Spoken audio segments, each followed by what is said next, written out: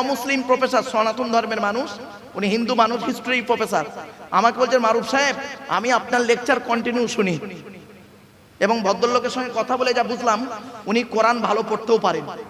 আমাকে বলছেন মদ খাওয়া কি?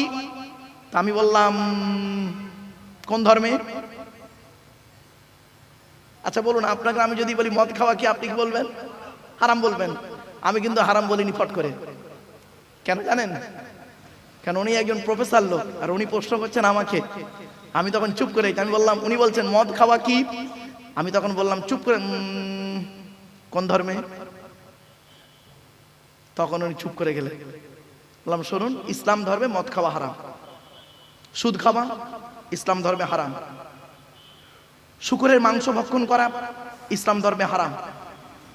উনি তখন আমাকে বলছেন যে ভাই আমার এই প্রশ্নটা মনের মধ্যে খুব জাগে, আমি তো ইসলাম ধর্মের মানুষ নই, তাহলে আমি যদি শুকরের মাংস ভক্ষণ করি, আমি যদি মদ পান করি, তাহলে আমাকে সৃষ্টিকর্তা কেন পরকালে আমাকে শাস্তি দেবে? আমার কথা তো কোরআনে বলা হয়নি, আমি তো সনাতন ধর্মের মানুষ। হালাল খাবে কারা? যারা ইসলাম ধর্ম গ্রহণ করেছে তারা। আমি বললাম স্যার আপনি গোটা কোরআন পড়েছেন? যা তাই তো পড়লাম। বললাম স্যার কিছু একটা মিস্টেক হয়ে গেছে স্যার। বলছি সে কি? বললাম শুনুন, শুনে নিন, আপনারা শুনে যান, আজকে হিন্দু মুসলিম উভয় শুনে যান ভাই, অনুরোধ করে যাচ্ছি আপনাদের। কোরআনে 3 শ্রেণীর লোককে সৃষ্টিকর্তা বলেছেন, আল্লাহ বলেছেন হালাল খেতে। কয় শ্রেণীর লোক? কয় শ্রেণীর? 3 শ্রেণীর লোককে উনি আল্লাহ বলেছেন হালাল খেতে, কোরআনে আছে। উনি সঙ্গে সঙ্গে কাগজ আর কলম বের করে নোট করছেন। বলুন, 1 নাম্বার কোরআনে বলা হয়েছে নবী রাসূলদেরকে আল্লাহ হালাল খেতে বলেছেন। কাদের কাদের? রেফারেন্স 18 নম্বর পারা বা খণ্ডের 4 নম্বর পৃষ্ঠাতে 8 নম্বর লাইনে সূরার নাম সূরা মুমিনুনের 51 নম্বর আয়াতে বা বাক্যতে বলা হয়েছে ইয়া আইয়ুহার রাসূল, হে রাসূলগণ, কুলু মিনাত তাইয়্যিবাতি ওয়া আমালু সলিহা, হে রাসূলগণ আপনারা পৃথিবীতে হালাল খাবার খান, ভালো ভালো কাজগুলো করুন। জি আচ্ছা বলে দিচ্ছি, নবী এবং রাসূলের মধ্যে পার্থক্যটা কি শুনে নিন। নবীদের উপরে, নবী রাসূলের মধ্যে পার্থক্য অনেক রয়েছে, আমি জাস্ট 2-3টে বলে দিচ্ছি। যাদের উপরে আসমানি কিতাব এসেছেন তারা হলো রাসূল, আর যাদের উপরে আসমানি কিতাব আসেনি তারা হলো নবী। ঠিক আছে? সকল রাসূল নবী, কিন্তু সকল নবী রাসূল নয়। সে ছোটবেলায় পড়ে খার আর খারক মনে পড়ছে তো? সকল রাসূল নবী, সকল নবী রাসূল নয়। এবার আসছি পৃথিবীতে নবী এসেছেন কটা? নবী এসেছেন পৃথিবীতে, সংবাদবাহক বলা হচ্ছে, নবী এসেছেন পৃথিবীতে 1,24,000, আর রাসূল পৃথিবীতে এসেছেন 313 জন। কেউ বলেছেন 313, কেউ বলেছেন 315। এই দুই সংখ্যার একটু ডিফারেন্স, তো ওটা মানিয়ে নেবেন, মানে ডিফারেন্সে যাবেন না, মানিয়ে নেবেন, জাস্ট শুধু মতভেদে না গিয়ে। 313 জন রাসূল এসেছেন, তার মধ্যে মুহাম্মদ সাল্লাল্লাহু আলাইহি সাল্লাম হলেন একজন রাসূল। আচ্ছা পৃথিবী যখন এটা এলো, আর একটু বলে দিই, পৃথিবীতে মোট কিতাব এসেছে কটা? 104টা। কত কত কত? 104টা সৃষ্টিকর্তা পুস্তক পাঠিয়েছেন। তার মধ্যে 100টা হলো ছোট ছোট ছোট ছোট, যাকে বলে সহিফা, চিরকুট চিরকুট, আর 4টা হলো বড় বড়। 4টা বড় বড় কি কি? 4টা বড় বড় হচ্ছে তাওরাত, ওই আগেই বললাম তাওরাত, জবুর, ইনজিল, কোরআন, এই 4টে বড় বড়। আর ছোট ছোট হলো 100টা। 100টা কাদের উপরে এসেছে একটু শুনে নিন। আদম নবীর উপরে এসেছে 10টা। কটা কটা কটা? 10টা। শীষ নবীর উপরে এসেছে 10টা। কত হলো? 20টা।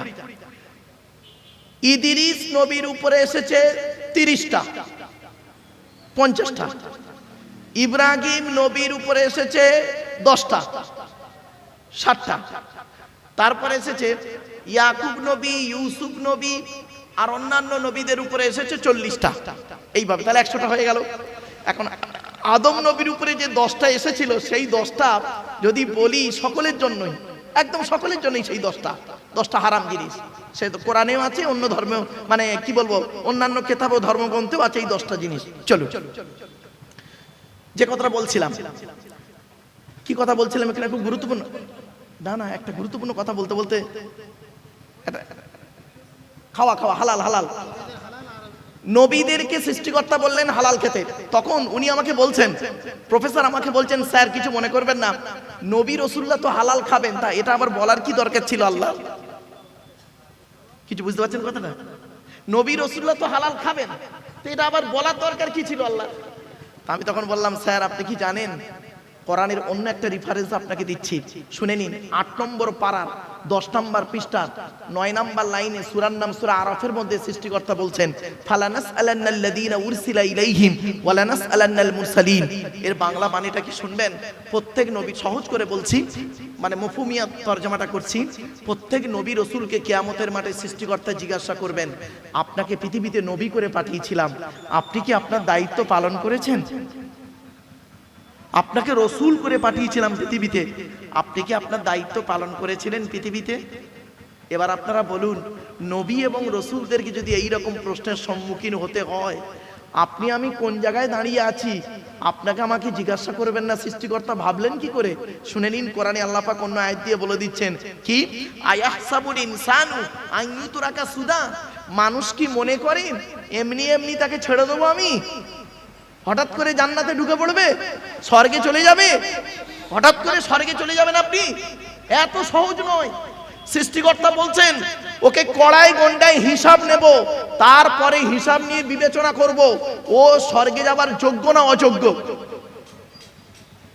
শুনে নিন, কমসে কম আমাদেরকে, হিন্দু মুসলিম সকলকে 3টে প্রশ্নের সম্মুখীন হতেই হবে আমাকে আপনাকে। কি কি শুনে নিন।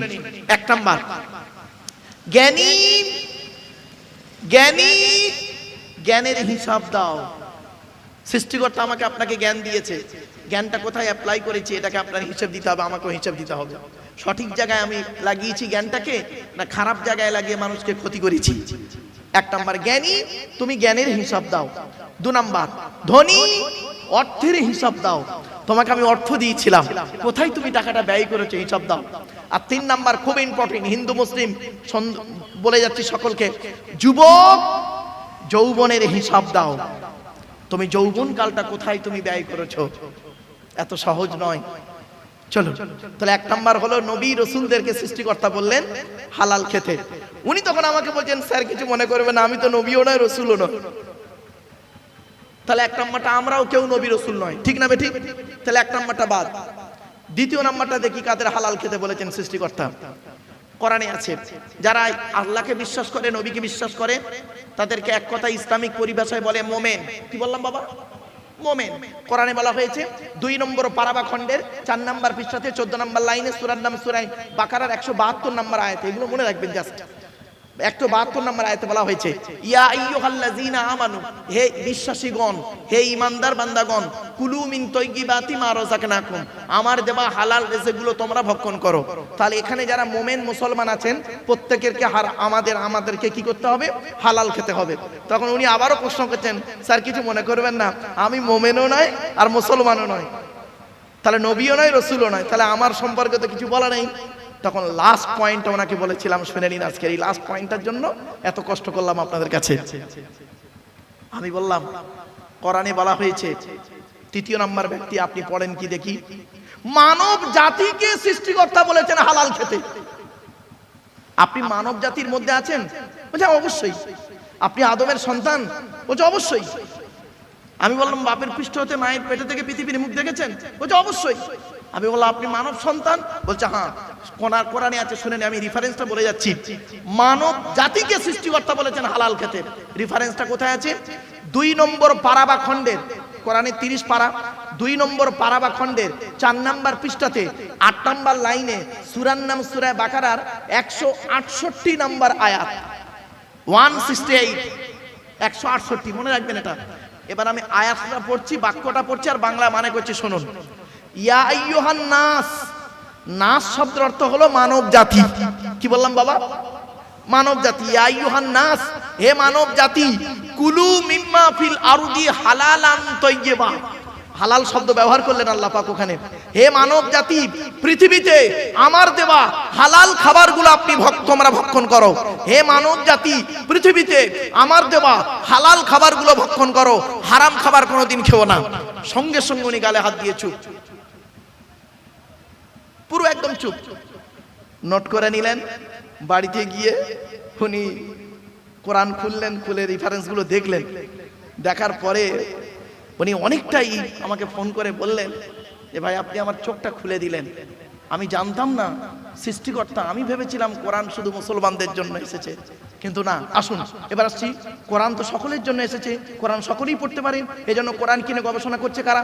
America, London, France, Britain, Japan, Jordan, জার্মানির ঠান্ডা করে বসে বসে কোরআন কিনে গবেষণা করছে। কারা করেছে?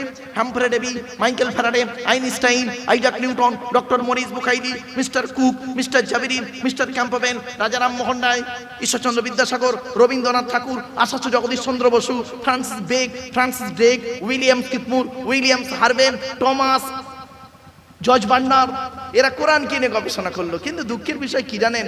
বড় কষ্ট লাগে আমার বড় কষ্ট লাগে। খারাপ সেন্স নেবেন না, যারা ইসলাম ধর্মের মানুষ আছেন আমাকে ভুল বুঝবেন না। আমরা কিছু মৌলবী সাহেব, সকলে নয়, আমরা কিছু মৌলবী সাহেব করলাম কি, এই কোরআনটাকে নিয়ে কি করলাম, ব্যবহার করলাম কিভাবে?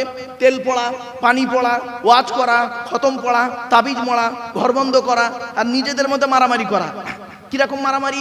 গোল টুপি, লম্বা টুপি, চেরা জামা, ফাড়া জামা, তবলিগ, ফুরফুরা, বেরেলি, ওয়াহাবি, জামাতে ইসলামী, আহলে হাদিস, বুকে হাত বাঁধা, নাভির নিচে হাত বাঁধা, জোরে আমিন বলা, আস্তে আমিন বলা, 20 রাকাত তারাবি, 8 রাকাত তারাবি, মোনাজাত করা না করা, কিয়াম করা না করা, দোয়া করা না করা। এ ওর বলে কাফের, ওর বলে কাফের। ঠিক না বেটি? কোরআন কিন্তু এই জন্যই আসে নাই। আপনারা কোরআন থেকে কি নেবেন বলুন? ভৌত বিজ্ঞান নেবেন? কোরআনে আছে। জীবন বিজ্ঞান নেবেন? কোরআনে আছে। জিওগ্রাফি, ভূগোল নেবেন? কোরআনে আছে। কি নেই কোরআনে? সবই রয়েছে ওর ভিতরে, কিন্তু আমরা সেটাকে পড়তে পারিনি, গবেষণা করতে পারিনি। এজন্য আমি আপনাদেরকে অনুরোধ করছি, আপনারা কোরআন পড়ুন, পড়লেই দেখবেন শুরু থেকে শেষ পর্যন্ত পড়ুন, এবং এটাও পড়বেন সাথে সাথে আপনাদের অনুরোধ করে বলে যাচ্ছি, এই বাক্যটি কোথায়, কোন অবস্থায়, কোন কারণে অবতীর্ণ হয়েছে ভুলভাল মানে করবেন না, তাহলে ফেঁসে যাবেন। আগে জানতে হবে হিস্ট্রিটা জানতে হবে। এই আয়াতটা কোথায় নাজিল হয়েছে, অবতীর্ণ হয়েছে, কাকে কেন্দ্র করে অবতীর্ণ হয়েছে, সেইটা জানতে হবে।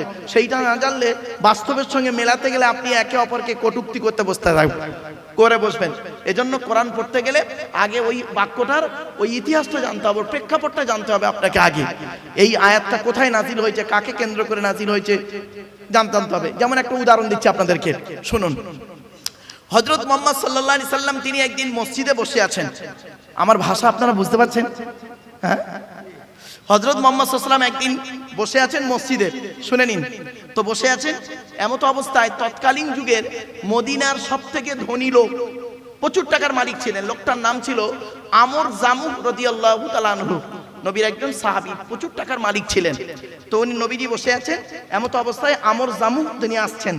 তখন পাশে যিনি বসেছিলেন তিনি বললেন, হে রাসূল, হে নবী, ওই দেখুন এলাকার সবথেকে ধনী লোকটা আপনার কাছে আসছে। নবীজি বললেন, ওকে আসতে দাও। তো উনি এলেন, আসার পরে এবারে নবীকে বলছেন, হে নবী, সালাম দিলেন। নবীজি বললেন, বসো। তখন নবীজিকে উনি বলছেন, হে নবী, সৃষ্টিকর্তা আমার অনেক টাকার মালিক করেছে, প্রচুর টাকা দিয়েছে সৃষ্টিকর্তা আমাকে। তখন নবী বললেন, আলহামদুলিল্লাহ, আল্লাহ যাকে চাই অর্থ দেয়, যাকে চাই গরিব বানায়, তারই ইচ্ছা। কি জানতে চাইছো বলো? তখন উনি বললেন, হে নবী, আপনি যদি একটু দয়া করে বলে দিতেন, মরে যাওয়ার আগে টাকা পয়সাগুলো কোথায় যদি ব্যয় করতাম আল্লাহ খুশি হবে, তাহলে মৃত্যুর আগে টাকা পয়সা সেই জায়গায় ব্যয় করে চলে যেতাম। আচ্ছা, প্রশ্নটা ভালো না খারাপ? ভালো। উনি প্রশ্ন করে বসে আছেন, সঙ্গে সঙ্গে সৃষ্টিকর্তা জিবরাইল নামক দূতকে পাঠিয়ে দিলেন, আর ওই ব্যক্তিকে কেন্দ্র করে কোরআনের এই বাক্যটি অবতীর্ণ হলো, নাজিল হলো, অবতীর্ণ হলো। কি? ইয়াসআলুনাকা মাযা ইউনফিকুন, নবী তোমাকে ওরা প্রশ্ন করছে টাকা পয়সা কোথায় ব্যয় করলে আল্লাহ খুশি হবে। কুল মা আনফাকতুম মিন খায়রিন ফালিল ওয়ালিদাইনি ওয়াল আকরাবিন, নবী তুমি বলে দাও টাকা পয়সাগুলো সর্বপ্রথম তোমরা তোমাদের বুড়ো বুড়ি পিতামাতার পিছনে ব্যয় করো, আল্লাহ খুশি হয়ে যাবে। তাহলে সর্বপ্রথম টাকা পয়সা কার পিছনে ব্যয় করতে হবে?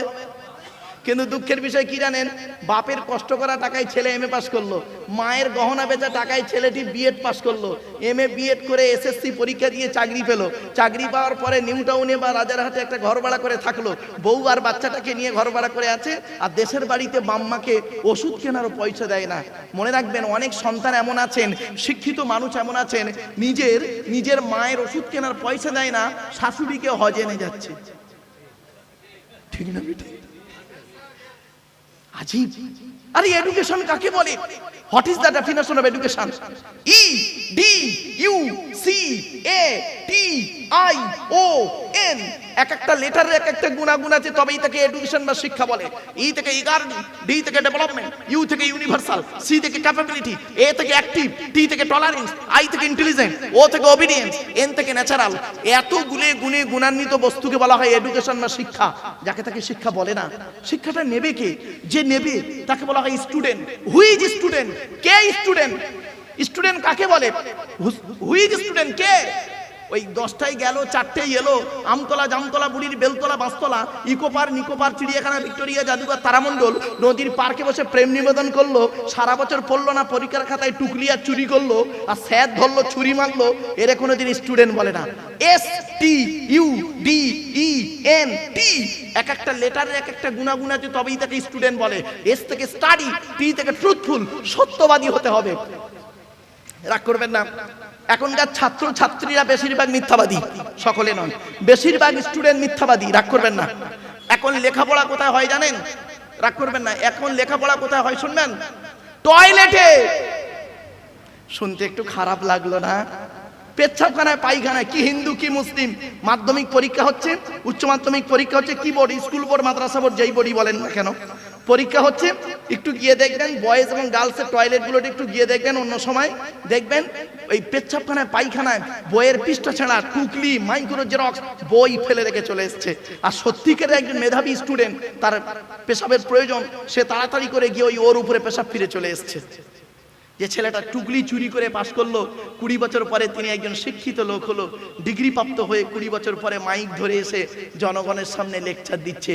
আর ওই লেকচার শুনে জনগণ সঠিক পথ পাবে, হিন্দু মুসলিম, এটাকে বিশ্বাস করাটা কিরকম জানেন? ঠিক ওই কাঁঠালের আমসত্ত্বের মতো। আপনারা খেয়েছেন রাজারহাটের মানুষ কাঁঠালের আমসত্ত্ব? আর হয় না তা খাবে কি? ঠিক না বেটি? হয় আমসত্ত্ব হয়, নয় কাঁঠাল সত্য হয়। কাঁঠালের আমসত্ত্বের মতো। চলো এবার আসছে, শিক্ষাটা দেবে কে? কে দেবে? টিচার। Who is teacher? কে টিচার? পড়ালেই খালি টিচার না। চলুন দেখি। টি ই এ সি এইচ ই আর। টি থেকে ট্রেনার, প্রশিক্ষণ প্রাপ্ত হতে হবে, তবেই তুমি টিচার। ই থেকে ইগারডি, আগ্রহী হতে হবে, তবেই তুমি টিচার। এ থেকে এবিলিটি, দক্ষতা থাকতে হবে, তবেই তুমি teacher. Most important letter C. C থেকে ক্যারেক্টার, চরিত্র ঠিক থাকতে হবে, তবেই তুমি টিচার। আজ থেকে 30 বছর আগে এই বয়োজ্যেষ্ঠ লোকেদের জিজ্ঞাসা করুন, আজ থেকে 30 বছর আগে আমরা কি করতাম? স্যারেদের দেখলে সাইকেল থেকে নেমে যেতাম। ঠিক না বেটি? কি হিন্দু কি মুসলিম? আর এখন কি হয়েছে শুনবেন? টিচার ছাত্রের সম্পর্ক, টিচার ছাত্রের সম্পর্ক সব জায়গায় নাই, বেশ কিছু জায়গায় টিচার ছাত্রের সম্পর্ক বন্ধু, বিড়ি চেয়ে খায়, খৈনি মলে দেয়। রাগ করবেন না। এই জন্য প্রফেট মুহাম্মদ সাল্লাল্লাহু আলাইহি সাল্লাম বলেছিলেন, আর একটু আগিয়ে যাচ্ছে, আজ থেকে 30 বছর আগে টিচার আর ছাত্রীর সম্পর্ক কি ছিল? পিতা আর কন্যার ন্যায়। মেয়েটি শিক্ষককে বাপের মতো ভক্তি করত, শ্রদ্ধা করত, আর শিক্ষক ছাত্রীটিকে নিজের কন্যা বলে মনে করত। এখন কি হয়েছে শুনবেন? বেশ কিছু জায়গায় টিচার ছাত্রীর সম্পর্ক স্বামী স্ত্রী। প্রাইভেট পড়াতে দিয়েছে, ইংরাজি করাতে দিয়েছে, ম্যাথ করাতে দিয়েছে, ও বিয়েটাও পড়িয়ে নিয়ে বসে আছে। এই জন্যই প্রফেট মুহাম্মদ সাল্লাল্লাহু আলাইহি ওয়াসাল্লাম বলেছিলেন, দি Messenger of Allah peace be upon him said, the best among those with good manner. নবী বলেন, তোমাদের মধ্যে উত্তম ব্যক্তি ওই লোকটা যার ক্যারেক্টার, চরিত্র ভালো, ওই লোকটাই হলো উত্তম ব্যক্তি। একজন উকিল, ব্যারিস্টার, মাস্টার, ডাক্তার, মোল্লা, মনীষা, পীর সাহেব, দরবেশ সাহেব, আমির সাহেব, মুফতি সাহেবের যদি চরিত্র খারাপ হয়, আর একজন টোটোওয়ালার চরিত্র যদি ভালো হয়, টোটোওয়ালাটাই হলো আল্লাহর কাছে প্রিয় ব্যক্তি। Many loss is something loss, health loss is nothing loss, but character loss is everything loss. মানুষের যদি টাকা চলে যায়, ইনকাম করলে টাকাটা আবার ফিরে আসবে।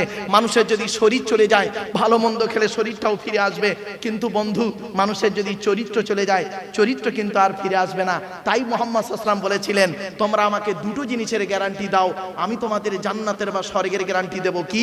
দুই ঠোঁটের মাঝখানে এই জিভের গ্যারান্টি দাও, হারাম খাবার খাওয়া থেকে জিভটাকে ঠিক করো, বাজে ভাষা বলা থেকে জিভটাকে ঠিক করো, পরনিন্দা পরচর্চা করা থেকে জিভটাকে ঠিক করো। আর 2 নাম্বার হলো দুই রানের বীজখানে লজ্জাস্থানের গ্যারান্টি দাও, দুই ঠোঁটের মাঝখানে দুই রানের বীজখানে এই দুটো জিনিসের গ্যারান্টি তোমরা আমাকে দাও, আমি তোমাদের স্বর্গের বা জান্নাতের গ্যারান্টি দিয়ে দেবো। যান বাড়ি চলে যান, এবারে গিয়ে দেখবেন হয় চাচার নিচে খারাপ, নয় চাচার উপর খারাপ। রাগ করবেন না। হুকমারা কারেন্ট নিয়ে চাচা আমার পাকা চালিয়ে তাহাজ্জুদের নামাজ পড়ছে। রাগ করবেন না, খারাপ সেন্স নেবেন না। হয়তো কথাটা শুনতে হাসি লাগছে, কিন্তু বাড়ি থেকে একটু ভাববেন। চলো, এই থেকে অনেস্টি, সততা থাকতে হবে, তবেই তুমি টিচার। তুমি হিন্দু বলে মুসলমানের খাতা দেখবে কড়া করে, তুমি মুসলমান বলে হিন্দুর খাতা দেখবে কড়া করে, এর নাম টিচার নয়।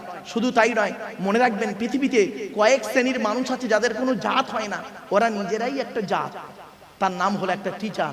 শিক্ষকের কোনো জাত হয় না, ডাক্তারের কোনো জাত হয় না, ঠিক না বেটি? ডাক্তারের একটাই জাত, একটাই জাত। কি? আমি ডাক্তার, তুমি রুগী। তুমি হিন্দু না মুসলিম, নারী না পুরুষ, কালো না ফর্সা, ধনী না গরিব, ওসবের বিচার আমার কাছে নয়। আমার কাছে কি? আমি ডাক্তার, তুমি রুগী। শিক্ষকেরও ঠিক সেম।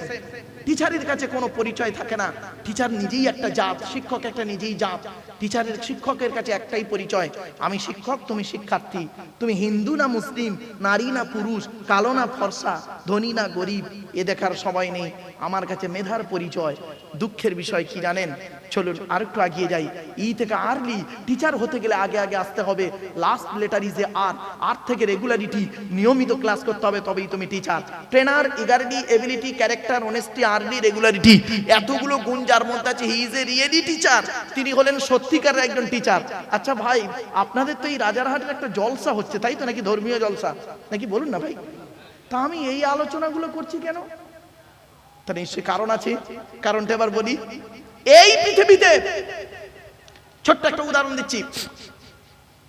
আপনাদের এই রাজারহাট এলাকায়, এই রাজারহাট এলাকায় ধরুন একজন স্কুল টিচার, সেকেন্ডারি বোর্ড ও হায়ার সেকেন্ডারি, যাই হোক, স্কুল টিচার। তিনি 60 বছর বয়স হয়ে গেছে, আলোচনা হচ্ছে। হওয়ার পরে তাকে যদি মাইকটা দিয়ে বলা হয়, স্যার দয়া করে একটু বলবেন, আপনি এই প্রতিষ্ঠানে 60 বছর বয়স পর্যন্ত আপনি চাকরি করেছেন, দয়া করে একটু মাইকটা নিয়ে বলবেন সৎ সাহসের সঙ্গে যে আমি এই 60 বছর বয়সে যত স্টুডেন্ট পড়িয়েছি, কি হিন্দু কি মুসলিম, নারী পুরুষ, প্রত্যেকটা স্টুডেন্ট 100% পারফেক্ট। একটু দয়া করে মাইকে বলবেন। উনি কি বলতে পারবেন? হ্যাঁ বলুন, বলুন। উনি কি বলতে পারবেন? হ্যাঁ। উনি এতটুকু ভরসার সঙ্গে বলতে পারেন যে আমি আমার জ্ঞানমতে যত স্টুডেন্ট পড়িয়েছি 99% ভালো, 1% চোরডান, ডাকাত, গুন্ডা, বদমাইশ বলে হতে পারে, ঠিক না বেটি? উনি 100% চ্যালেঞ্জ দিতে পারবে না। পারবে কি? কিন্তু শুনে নিন, চমকে যাবেন। এই পৃথিবীতে একজন মেসেঞ্জার এসেছিলেন, এই পৃথিবীতে একজন প্রফেসর এসেছিলেন, এই পৃথিবীতে একজন কি বলবো টিচার এসেছিলেন, এই পৃথিবীতে একজন গাইডার এসেছিলেন, যার জন্ম হলো 570 খ্রিস্টাব্দে। ইংরাজি মাস ছিল 29শে আগস্ট সোমবার, 570 খ্রিস্টাব্দের 29শে আগস্ট সোমবার। আর যার মৃত্যু হলো 632 খ্রিস্টাব্দে, 33 খ্রিস্টাব্দে জুন মাসের 18 তারিখ সোমবার। এই 63 বছর ব্যক্তির পৃথিবীতে ছিলেন, একটা জীবনে মিথ্যা কথা বলেননি। এমনকি তিনি যত ছাত্রছাত্রী তৈরি করেছেন, তাকে একবার জিজ্ঞাসা করা হলো, আপনি বলুন এই পৃথিবীতে যত ছাত্রছাত্রী তৈরি করেছেন তাদের ক্যারেক্টার সম্পর্কে, তাদের সম্পর্কে আপনি সার্টিফিকেট দিন। তিনি বলছেন, শোনো, আমার ছাত্রদের নাম হলো সাহাবী। কি বললো? সাহাবী। আর আমার ছাত্রীদের নাম হলো সাহাবিয়া, স্ত্রীলিঙ্গ। ছাত্র ছাত্রীদের নাম হলো সাহাবী, সাহাবিয়া। তাদের চরিত্র সম্পর্কে আমি তোমাদের মুহাম্মদ তোমাদেরকে আমি সার্টিফিকেট দিয়ে যাচ্ছি। আসহাবিকান নুজুম বিআইহিম ইক্তদাইতুম ইহতদাইতুম। আমার প্রত্যেকটা ছাত্রছাত্রী হলো নক্ষত্রের ন্যায়। তোমরা যাকে অনুসরণ করে পৃথিবীতে চলবে, তার মাধ্যমে দুনিয়াতে শান্তি সম্মান পাবে, আখিরাতে জান্নাত পেয়ে যাবে। কি ভাবলেন? প্রাসঙ্গিক আলোচনা তো তাই চলে এসে গেল, তাই একটু বলে ফেললাম। চলুন, এরপরে নবীজি বলছেন পৃথিবী ধ্বংসের লক্ষণ হলো কি জানেন? 1 নম্বর, বিদ্যা উঠে চলে যাবে সমাজ থেকে। আজকের মাধ্যমিক, উচ্চ মাধ্যমিক, বিএ পাস, এমএ পাস, আলেম, হাফেজ, মাস্টার, ডাক্তার, ইঞ্জিনিয়ার, প্রফেসর বেড়ে গেল। দুঃখের বিষয় অনেকেই বাম্মার ভাত দেয় না। রাগ করবেন না, খারাপ সেন্স নেবেন না। মনে রাখবেন, সৃষ্টিকর্তা ছাড় দেয়, ছেড়ে দেয় না। কি বললাম ভাই? একটু বলুন। উদাহরণ দেবো, একটা উদাহরণ দেবো, রাগ করবেন না। হিন্দু মুসলিম একটু দয়া করে শুনুন উদাহরণটা। ছেলের বয়স 40, বাপের বয়স 70। বাপের বয়স কত? 70। ছেলের বয়স 40। 70 বছরের বৃদ্ধ পিতাটা একটু ভুল করে ফেলেছে। ছেলে করলো কি, ওর বউয়ের সামনে, স্ত্রীর সামনে ওই বুড়ো বাপের গালে ঠাস করে একটা চড় মেরে দিল। এখন ছেলে, জন্ম দেওয়া ছেলে, বৌমার সামনে গালে চড় মেরেছে। লজ্জায় কাউকে কোনো কথা না বলে, মসজিদ বলুন আর মন্দির বলুন, যদি হিন্দুগণ মন্দির আর মুসলমান হলে মসজিদ, মসজিদের বারান্দায় গিয়ে একা চুপ করে বসে বসে ঝরঝর করে কাঁদছে। তো সৃষ্টিকর্তা ফেরেশতাদেরকে বলছে, কাঁদছে কেন রে, কি হয়েছে? তা ফেরেশতারা বলছে, সৃষ্টিকর্তা কি বলবো, যে ছেলেটার কান্না ডাকটা শোনার জন্য হসপিটালের বারান্দায় বসেছিল, যে ছেলেটার কান্না ডাকটা শোনার জন্য ওই ওটির সামনে, বুঝতে পারছেন তো আমার ভাষা, নার্সিংহোমের ওটির সামনে চেয়ারে বসেছিল কান্না ডাকটা শোনার জন্য, সেই ছেলেটা আজকের ওর গালে চড় মেরেছে স্ত্রীর সামনে। এই জন্য কাঁদছে না ও। ঠিক আছে, ওকে কাঁদতে মানা কর, ও বাড়ি চলে যাবে। কিছুক্ষণ পরে কাঁদলো, মন টন খারাপ হলো, কাউকে আর বলবে, যাকে বলবে সে তো বলবে এই ছেলে জন্ম দিয়েছিস ইত্যাদি ইত্যাদি, কাউকে না বলে মনটা খারাপ, বাড়ি গিয়েছে। ওই শোকে শুনে নিন প্লিজ, অ্যাটেনশন, ওই শোকে বাপটা 3 দিনের মধ্যে লোকটা মারা গিয়েছে। তো ছেলে করলো কি, যে যা ধর্মের রীতিনীতি, ধর্মীয় রীতিনীতি মেনে মাটি দিয়ে, মুসলমান হলে তাকে গোসল দিয়ে, কাফন পরিয়ে, জানাজা পড়িয়ে মাটি দিয়ে চলে এলো। ব্যাস 1-2 বছর ছেলেটা বাপের কথা স্মরণ করলো, তারপরে ভুলে গেল। ঠিক তার 40 বছর পর, কত বছর? তখন ছেলের বয়স কত হবে? 80। ছেলে এখন 80 বছরের বুড়ো, 6 বার হজ করেছে, 10 বার ওমরা করেছে। এর আবার 4টে ছেলে। ছোট ছেলেটা না একটু ডেঞ্জার টাইপের। হঠাৎ একদিন হাজী সাহেব দাঁড়িয়ে আছে, আর ছোট ছেলেটাও দাঁড়িয়ে আছে, আর ছোট বৌমাও দাঁড়িয়ে আছে। কি ছেলের সঙ্গে কথা কাটাকাটি হতে না, আর ছোট ছেলে করেছে কি, বাপের গালের দাড়িটা ধরে হাজী সাহেবের দুটো গলে দুটো ঠাস ঠাস করে দিয়েছে, এ গালে একটা। যেই ছেলে মেরেছে না, লজ্জায় কাউকে বলতে না পেরে সোজা মসজিদে গিয়েছে, অজু করেছে, 2 রাকাত নামাজ পড়েছে, নামাজ পড়ে সৃষ্টিকর্তার কাছে হাত তুলে মোনাজাত করে কাঁদছে, রব্বানা যালামনা আনফুসানা ওয়া ইল্লাম তাগফির লানা ওয়া তারহামনা লানাকুনান্না মিনাল খাসিরিন। ওগো আল্লাহ, আমি হাজী মানুষ, 6 বার হজ করেছি, 10 বার ওমরা করেছি, কিভাবে গিয়েছি জানি না, আল্লাহ তুমি ভালো জানো, টাকা দুনম্বরি করে গেছি, দেখ ওটা বলছি না, ক্লিয়ার করছি না। তো আল্লাহ, আমি হজ করেছি, ওমরা করেছি, আল্লাহ আমার ছোট ছেলে আজকের বৌমার সামনে আমার 2 গালে 2 চড় মেরেছে, এর বিচার তুমি করো। সৃষ্টিকর্তা বলছে, কিছু মনে করিস না, আমি ছেড়ে দিই না। আজ থেকে 40 বছর আগে তুই তোর বাপের গালে একটা চড় মেরেছিলিস, আমি ওটাকে তুলে রেখে দিয়েছিলাম, আজকে পূরণ করে দিলাম 2টো দিয়ে।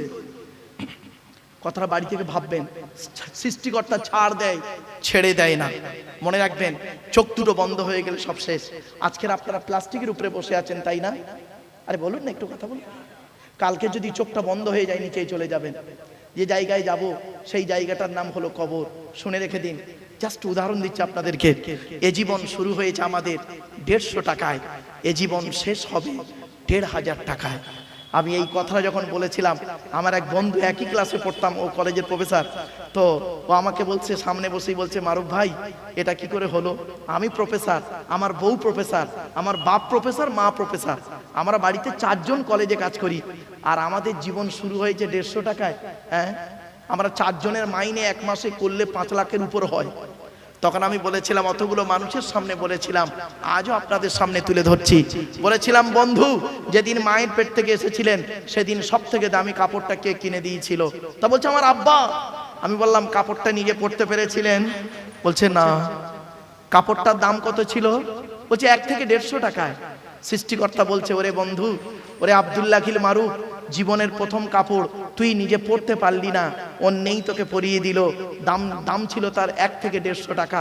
এ জীবন শুরু হলো তোর 150 টাকায়। আর যেদিন তুই মারা যাবি, যেদিন তুই মারা যাবি, খাঁচা থেকে প্রাণ পাখিটা উড়ে চলে যাবে, যেদিন তুই মারা যাবি, যে কাফনটা তোকে পরানো হবে তার দাম হবে 1000 থেকে 1500 টাকা। নিজেই পড়তে পারবি না, অন্যেই তোকে পরিয়ে দেবে। তাহলে কি দাঁড়ালো? এ জীবন শুরু হলো 150 টাকায়, এ জীবন শেষ হবে 1500 টাকায়। আর বাকি যা চোখ, কান, নাক, হাত, পা, মুখ, বিবেক, বুদ্ধি, ব্রেন দিয়ে জায়গা, জমি, গাড়ি, বাড়ি, বিল্ডিং, ব্যবসা করেছেন, ওই গীতার সারাংশ হয়ে গেছে সব। গীতার সারাংশ। গীতার সারাংশটা কি একটু শুনে যান। গীতার সারাংশ কি জানেন? যা হয়েছে তা ভালোই হয়েছে, যা হচ্ছে তা ভালোই হচ্ছে, যা হবে তা ভালোই হবে। কি হারিয়েছে তোমাদের? কাঞ্চো। কি হারিয়েছে কাঞ্চো? রাজারহাটের হিন্দু মুসলমানেরা কি হারিয়েছে? কাঞ্চো। ব্যবসায় লস হয়ে গেছে কাঞ্চো, স্বামী স্ত্রী ঝামেলা হয়েছে কাঞ্চো, ছেলে ভাত দেয় না কাঞ্চো, শরীরটা খুব অসুস্থ হয়ে গেছে কাঞ্চো। যা নিয়েছো এই পৃথিবী থেকেই তুমি নিয়েছো, যা দিয়েছো এই পৃথিবীতেই তুমি দিয়েছো। যেটা তোমার আজকের আছে, গতকাল সেটা অন্যের ছিল, আজ তোমার আছে। তুমি আজ মারা যাও, আগামী কাল সেটা অন্যের হয়ে যাবে। ঠিক না বেঠিক? প্লিজ একটু ভাবুন, একটু ভাবুন। অনুরোধ করে বলে যাচ্ছি, আপনাদের এলাকায় কোনো মুসলমান যদি মারা যায়, আপনারা কি করেন? তাকে গোসল করিয়ে, ইসলামিক রীতিতে গোসল করিয়ে, কাফন পরিয়ে, জানাজা পরিয়ে মাটি দিয়ে চলে আসেন। আচ্ছা, 20 দিন পরে কোনোদিন এই কবরটা একটু খুলে দেখেছেন? দুটো বাঁশ সরিয়ে দেখেছেন লাশটা কেমন আছে? দেখেছেন কি? একবার দেখলে না ব্রেনটা একটু ঘুরে যাবে। রাগ করবেন না বাপ, চলুন কি হয় শুনুন। মানুষকে মাটি দিয়ে আসার পর সর্বপ্রথম যে অঙ্গটা তার পছন্দ ধরে, দেহের সর্বপ্রথম 72 ঘন্টা পরে যে অঙ্গটা তার পছন্দ ধরে তার নাম হলো নাক। এজন্য মানব দেহ যখন গরম হয় সর্বপ্রথম ঘামে হলো নাক। এরপরে আসছি 6 থেকে 8 দিন পর মাথার চুলগুলো, গায়ের লোমগুলো, হাতের নখগুলো খসে খসে পড়ে যায়। 10 থেকে 12 দিন পর মাথার ব্রেনটা পচে গিয়ে নাক দিয়ে, কান দিয়ে, গাল দিয়ে গড়াতে থাকে। 18 থেকে 20 দিন পর পেটটা ফেটে যায়, পোকায় তৈরি হয়। 2 মাস পর সমস্ত চামড়া মাংস পোকায় খেয়ে নেয়, ফ্রেমটা পড়ে থাকে। 6 মাস পর দেহের কয়েক কটা হাড়গুলো আলাদা হয়। 1 বছর পর দেহের কয়েক কটা হাড় ছাড়া বাকি সব মাটি খেয়ে নেয়। কোথায় গেল সুন্দরী নারীরা? ও সুন্দরী নারীরা, হিন্দু মুসলিম সুন্দরী নারীরা, ও সুন্দর যুবকেরা, কোথায় গেল তোমাদের দেহ? মনে রেখো, মাটির দেহ মাটি হবে, পুড়ে হবে ছাই। এ দেহ পচা দেহ, গরব কিসের ভাই? কিসের অহংকার? টাকার অহংকার বলেন। ক টাকার মালিক? মনে রাখবেন, কাফনের কোনো পকেট নেই, কাফনের পকেট নেই। টাকার অহংকার? সৃষ্টিকর্তা বলছেন কোরআনে আছে, আল্লাহুল গনি ওয়া আনতুমুল ফুকারা, আমি আল্লাহ হলাম ধনী, তোরা সব ফকিরের বাচ্চা। শুধু তাই নয়, কিসের অহংকার? জ্ঞান। কতটা জ্ঞান অর্জন করেছেন? সৃষ্টিকর্তা কোরআনে বলেছেন, 15 নম্বর পারা 9 নম্বর পৃষ্ঠা 6 নম্বর লাইন, সূরার নাম সূরা বানী ইসরাঈল, ওমা উতীতুম মিনাল ইলমি ইল্লা কলিলা, আমি সামান্য জ্ঞান তোকে দান করেছি। ও বাংলা এমএ পাস করেছেন, বাংলার জ্ঞান? অ থেকে চন্দ্রবিন্দু চাঁদ অক্ষর কোটার ভিতরেই তোর জ্ঞান। সৃষ্টিকর্তা বলছে। এখন যদি কাউকে প্রশ্ন করা হয়, এমন একটা ভাষা পৃথিবীতে, এমন একটা ভাষা একই অক্ষর দুবার এলো কেন? প ফ ব অন্তর্জ র ল ব, তাহলে একটা ভাষার মধ্যে দুটো অক্ষর দুবার এলো কেন? প ফ ব আবার অন্তর্জ র ল ব। এ তো অন্য ভাষার লোকেরা হাসবে। ব্রেন আউট, আফসোস। সৃষ্টিকর্তা বলছেন, কিসের অহংকার দেখাস? ইংরেজিতে এমএ পাস করেছিস, ইংরেজির জ্ঞান এ থেকে জেড পর্যন্ত অক্ষর কোটার ভিতরেই তোর জ্ঞান। কয়েক কটা অক্ষরকে একত্রিত করে গোটা কত শব্দ ওয়ার্ড তৈরি করলি, কয়েক কটা ওয়ার্ডকে একত্রিত করে একটা সেন্টেন্স বাক্য তৈরি করে কি বললি? There is a no God, আল্লাহ নাই। সৃষ্টিকর্তা বলছে, একবার ভেবে দেখ, তোর চোখ থেকে কয়েক হাজার কিলোমিটার দূরে চাঁদ, তাকে তুই দেখতে পাস, চোখের উপরেই কপাল, আয়নার সহযোগিতা ছাড়া দেখতে পাস না। ঠিক না বেঠি? আফসোস, আপনাদের সৃষ্টিকর্তা হাত দিয়েছে, দয়া করে একবার হাতগুলো ছেড়ে দেবেন। দেখুন প্রত্যেকের হাতগুলো দেখুন, আঙুলগুলো মোড়া। দেখুন কারোর হাত এমন নেই, প্রেসার দিলে এমন হবে, নইলে এমন। দেখুন আরো বাচ্চাদের দেখবেন হাতগুলো নর্মাল ভাবে দেখবেন এমন কেন? কোনোদিন ভেবেছেন? কোনোদিন ভেবেছেন এমন কেন? শুনে নিন, ভাবতে অবাক লাগে। হযরত আদম নবী আমাদের প্রথম যে পিতা ছিলেন, পৃথিবীর প্রথম মানব যাকে আদম বলা হচ্ছে, আদমকে যখন সৃষ্টিকর্তা তৈরি করেছিলেন, হাত দুটো ছিল মুঠো মারা। সৃষ্টিকর্তা আদমকে বললেন, আদম হাত দুটো খোলো। তো আদম হাত দুটো খুলেছে। খোলার পরে ডান হাতের তলায় কিছু নারী আর পুরুষ দেখতে পেলেন, বাম হাতের তলায় নারী আর পুরুষ দেখতে পেলেন। সৃষ্টিকর্তাকে আদম প্রশ্ন করেছিলেন, ও সৃষ্টিকর্তা, এরা কারা? সৃষ্টিকর্তা বলেছিলেন, আদম, ওরা সব তোমার সন্তান, ছেলে মেয়ে। তখন আদম বলেছিলেন সৃষ্টিকর্তাকে, আচ্ছা এদেরকে আলাদা করলেন কেন? সৃষ্টিকর্তা বলেছিলেন, আদম, তোমার বাম হাতের তলায় যাদেরকে দেখতে পাচ্ছ ওরা সব নরকবাসী, আর ডান হাতের তলায় যাদেরকে দেখতে পাচ্ছ ওরা সব স্বর্গবাসী, জান্নাতি। এখানে বসে বসে আপনি ভাবুন, আপনার তকদিরটা আদমের বাম হাতের তলায় আছে না ডান হাতের তলায় আছে, এই বিশ্বাসটা হলো মারাত্মক। কত মানুষ দেখবেন পৃথিবীতে ভালো কাজ করে গেল সারা জীবন, মরণের 2 বছর আগে এমন পাপ কাজ করে গেল, শেষ বলার শেষ নেই। আবার কত মানুষ দেখবেন সারা জীবন পাপ কাজে লিপ্ত ছিল, মরণের কয়েক বছর আগে, 2 বছর আগে এত ভালো হয়ে গেল, পৃথিবী ছেড়ে গেল। ব্যাস, এজন্যই তো বলি, যারা শুধু মরে নাহি দেয় প্রাণ, তাদের কবু কোনোদিন করেনি সম্মান। রবীন্দ্রনাথ চলে গেছে, তার কথা মনে রেখেছেন। ঈশ্বরচন্দ্র বিদ্যাসাগর চলে গেছেন, তার কথা মনে রেখেছেন। হযরত আবু বকর সিদ্দিক রাদিয়াল্লাহু রাহমাতুল্লাহ আলাইহি মুজাদ্দিদুজ জামান, তিনি চলে গেছেন, তার কথা মনে রেখেছেন। শুধু তাই নয়, আখিরি নবী মুহাম্মদ সাল্লাল্লাহু আলাইহি ওয়াসাল্লাম, তিনি পৃথিবী ছেড়ে বিদায় নিয়েছেন দুনিয়ার দিন রাত্রির গণনাতে, দুনিয়ার রীতিনীতি অনুযায়ী, কিন্তু তার কথা মনে রেখেছেন। কারণ কি? একবার কি ভেবেছেন? এজন্য এমন জিনিস পৃথিবীতে করে যান, ভালো কাজ, যে কবরে শুয়ে শুয়ে আপনি শুয়ে থাকবেন আর সওয়াব পৌঁছাবে। ছোট্ট একটা অনুরোধ করে বলে যাচ্ছি আপনাদেরকে, এমন দেহ পৃথিবীতে করে যান, মাটি মুসলিমদেরকে বলে যাচ্ছি, এমন দেহ পৃথিবীতে করে যান, মাটির নিচেই গেলেও পচবে না, এই দেহ পৃথিবীতে করে যান। অনুরোধ করে গেলাম। চলুন একটা একটা করে আপনাদের বলি। এতক্ষণ সৃষ্টিকর্তা সম্পর্কে আপনাদেরকে জাস্ট উদাহরণ দিচ্ছিলাম, আর একটা এক্সাম্পল দেব। সৃষ্টিকর্তা বলছেন, তোর ব্রেন দিয়েছি, তুই একবার চিন্তা করলি না? তোর ব্রেন দিয়েছি, একবার চিন্তা করলি না? তোর সিস্টেমটা কি? হে পৃথিবীর মানব, তোর সিস্টেম কি? তুই গাল দিয়ে খেলি 22 ফিট লম্বা নারীর ভিতর দিয়ে পচিয়ে পচিয়ে পচিয়ে পচিয়ে ইরেশন পদার্থটাকে, ইউরিনটাকে সামনের দিক থেকে বের করলি, স্টুল পায়খানাটাকে পেছন দিক থেকে বের করলি, এটাই তো সিস্টেম। কিন্তু এই পৃথিবীতে এমন একটা প্রাণী তৈরি করেছি, গাল দিয়ে খায়, গাল দিয়ে বের করে দেয়। কোনোদিন ভাবিসনি? সৃষ্টিকর্তা বলছেন, একবার তুই চিন্তা করে এখানে বসে বসে, তুই যে খাবারটা খেলি, তোর খাবারের সিস্টেমটা কি? তুই খাবার খেলি 22 ফিট লম্বা নারীর ভিতর দিয়ে বের করলি পচিয়ে পচিয়ে, কিন্তু একবার ভাবলি না এই পৃথিবীতে একটা পিপিলিকা বলে একটা পিঁপড়ে বলে একটা প্রাণী আছে, সেই প্রাণীটা তারও হজম শক্তি আছে, সে তার কত ফিট লম্বা নারী আছে। একটা কেঁচো, সেও কে হজম করে বের করে, কত ফিট লম্বা নারী আছে, একবার ভাবলি না?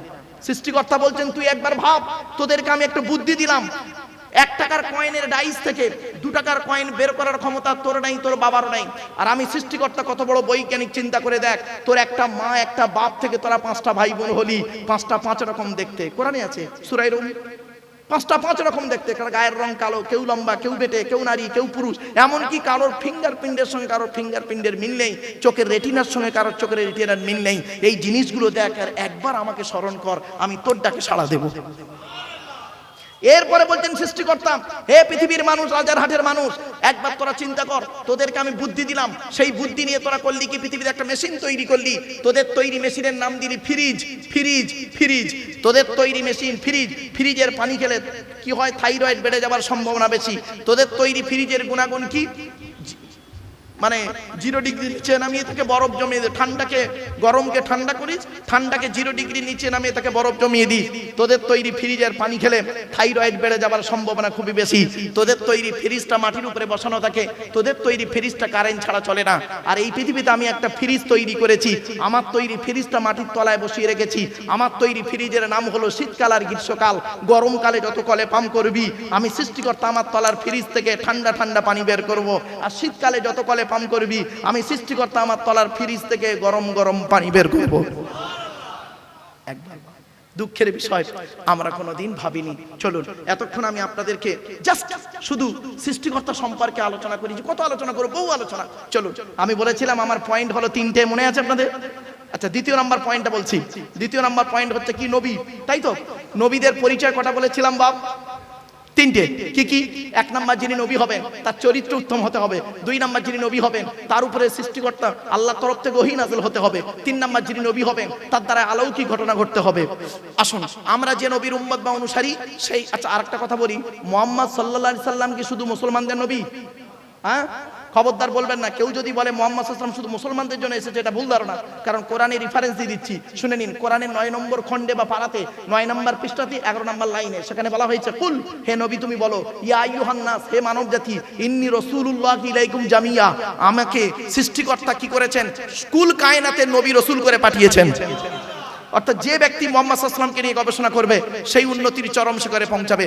যে ব্যক্তি কোরআনকে নিয়ে গবেষণা করবে উন্নতির চরম শিখরে পৌঁছে যাবে। কোনো টেনশন নেই, চলুন এগিয়ে যাচ্ছি। এবার আসছি মুহাম্মদ সাল্লাল্লাহু আলাইহি ওয়াসাল্লামের পরিচয়টা কি।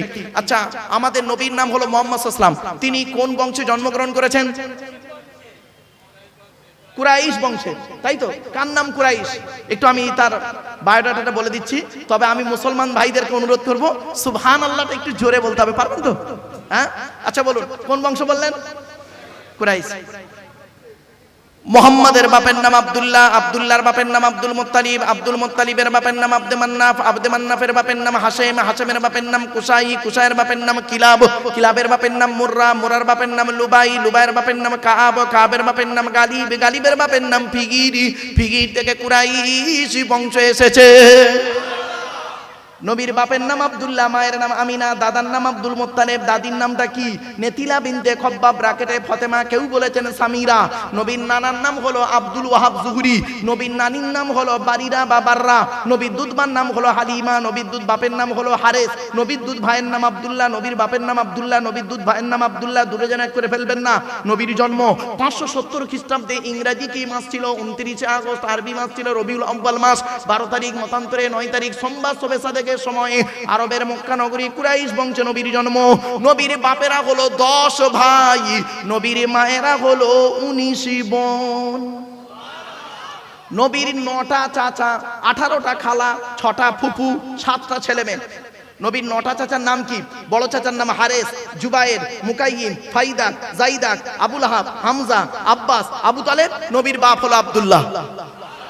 নবীর 7টা ছেলে মেয়ে, 3টে পুত্র সন্তান, 4টে কন্যা সন্তান। 3টে পুত্র সন্তানের নাম কি? 3টে পুত্র সন্তানের নাম হলো, বড় ছেলেটার নাম হলো কাসেম, তারপরের ছেলেটার নাম হলো তাহের বা তৈয়ব, ছোট ছেলেটার নাম হলো ইব্রাহিম। 4টে কন্যা সন্তানের নাম কি? বড় মেয়েটার নাম জয়নাব, রুকাইয়া, উম্মে কুলসুম, ছোট মেয়েটার নাম হলো ফাতেমা, যার সঙ্গে নবীজি হযরতে আলীর বিবাহ দিয়েছিলেন। এখানে একটি ছোট্ট প্রশ্ন, তার উত্তর। আচ্ছা, হযরত আলীকে জামাই করতে গেলেন কেন নবীজি? আরবে কি ছেলের খুব অভাব ছিল? তাও নয়। আর হযরত আলী রাদিয়াল্লাহু তাআলা আনহু কি কোটিপতি ছিলেন? তাও নয়। অনেক আলোচনা, তবে সংক্ষেপে আপনাদেরকে বলে দিচ্ছি, শুনে নিন। হযরত আলীর মধ্যে সৃষ্টিকর্তা অনেক গুণ দান করেছিলেন। প্রত্যেক সাহাবীর মধ্যে অনেক গুণ দান করেছেন। সাহাবীদের সম্পর্কে ভালো ধারণা রাখবেন, খারাপ ধারণা কোনোদিন করবেন না। সেখান থেকে আমি দুটো গুণ তুলে আপনাদেরকে বলছি। এখান থেকে একটা শিক্ষা নেওয়া দরকার। কি? কোন ছেলেকে জামাই করবেন? যাই তাই ছেলেকে আপনারা জামাই করবেন না। আপনাদেরকে আমি অনুরোধ করে যাচ্ছি, যাই তাই ছেলেকে জামাই করবেন না। আর কোন মেয়েকে বৌমা করবেন? যাই তাই মেয়েকে বৌমা করবেন না। একলা বাপের একটা ছেলে দেখে ছুটবেন না, সব একলা বাপের একটা ছেলে সমান নয়। আর এক খালি সাদা চামড়া দেখে মেয়ে বৌমা করবেন না, সব সাদা চামড়ার মেয়ে ভালো নয়। রাগ করবেন না। বাংলায় একটা কথা আছে, নদীর জল ঘোলা ভালো, জাতের মেয়ে কালো ভালো। ঠিক না বেটি? নদীর জল ঘোলা ভালো, জাতের মেয়ে কালো ভালো। রাগ করবেন না। আমার অনেক মা বোন আছেন হয়তো শুনছেন, তারা খারাপ সেন্স নেবেন না, আমি বাস্তবটাই বলছি।